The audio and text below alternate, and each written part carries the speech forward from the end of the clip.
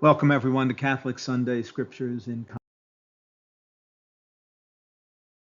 Context. This is a ministry of the Augustinian Order in the parishes of St. Paul and St. Augustine here in Philadelphia. This week we are focusing on the 23rd Sunday in Ordinary Time. Our first reading comes from the book of the prophet Isaiah. Isaiah wrote somewhere between 740 BC and 700 BC. And his book, as I've mentioned in other talks, is really divided into three parts. And the first section is chapters 1 through 39. And so this is in that part. And most of this section was written by Isaiah, but there was some editing going on. And this section possibly was written later, especially at the time of the return from the exile, because it just has such an upbeat, positive tone about it. So Isaiah had seen the conquest of the northern kingdom, which was known as Israel, and the near collapse of the southern kingdom, which was Judah. And this piece is known as a consolation oracle because it has such a positive tone about it, that God will take care of them.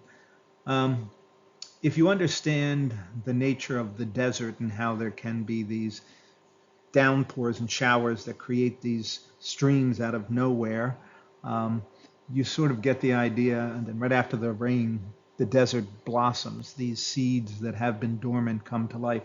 And that's the image that Isaiah is using here, that there will be a renewal and a restoration. And that's what makes many scripture scholars think that this piece was written at the time of the return from the exile. So you see here the piece, streams will burst forth in the desert and rivers in the steppe. And the burning sands will become pools and the thirsty ground springs of water. And, it's referring to the miracle that's going to happen in today's gospel. The eyes of the blind will be open and the ears of the deaf will be cleared. Our second reading is a continuation from the letter to James.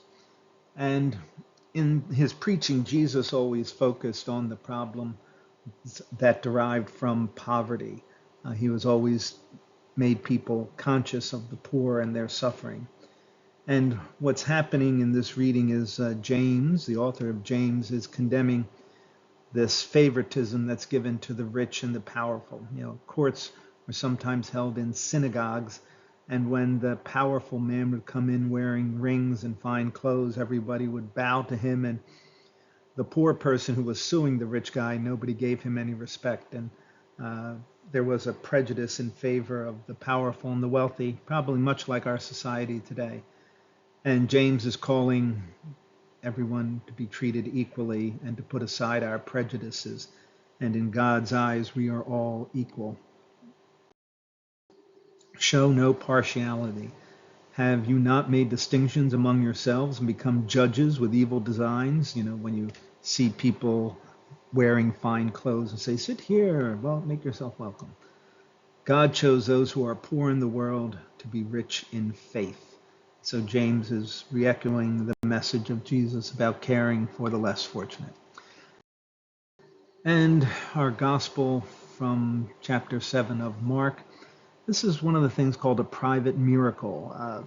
Mark probably does more of this than the other scripture writers, that he takes somebody to the side and at the end tells them not to tell anybody, but it just doesn't seem to make sense, because how can you not tell somebody, especially the joy that now you can see and you can hear, and people are wondering how that it happened. And so the word that Jesus uses here, Ephatha, is a Greek word that ties this miracle to the reading from Isaiah. That word that, their tongues will be loosed. That's what this is. Be open, be untangled. And spittle was thought to have curative powers, much like we see maybe, you lick your own wounds at time if you're bleeding or an animal does that. And the word, the people proclaimed what had taken place here. And this word proclaimed is the same word that we use for the early teachings of the church, kerygma.